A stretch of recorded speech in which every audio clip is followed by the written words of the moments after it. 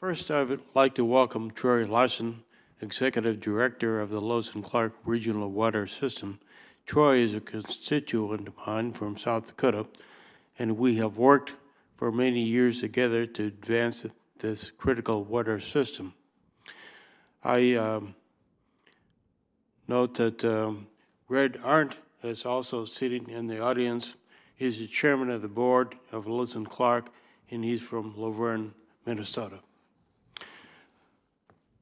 Troy, you've testified that we've reached a historic milestone this week with the water treatment plant coming online.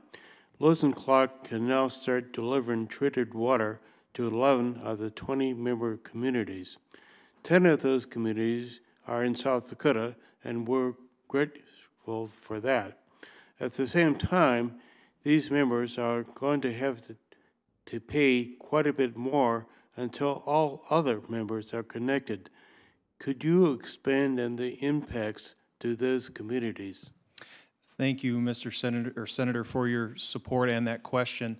Yes, the 11 members that are receiving water are in much better shape, obviously, than those 9 members who are not connected at this point. But those 11 members certainly have plenty of skin in the game to make sure the project is completed. And the reason I say that is they are paying through their water rates 100% of the cost to operate a very large and expensive treatment plant. We don't get any funding for O&M, so any operations and maintenance comes from the water sales, and those members will be paying approximately 50% more for their water until all the members are connected. And obviously, as more members are connected, then they share in the cost to operate the treatment plant.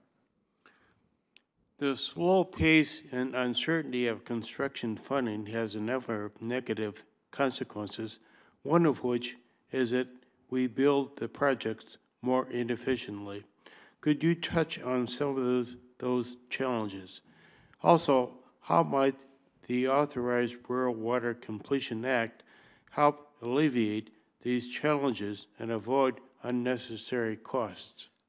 Thank you for that question. Yes, it would provide a more predictable source of funding for us, which would be a huge help. We spend so much time and money on what-if scenarios, trying to jerry-rig the project, thinking of, well, if we can only do this many miles, how would we make that work? And so we just spend an inordinate amount of time and money on that. One example is every time we slice a segment of pipe in half, if we wanted to do 12 miles, but we can only do 6 miles, our engineers estimate that adds $250,000 to the cost.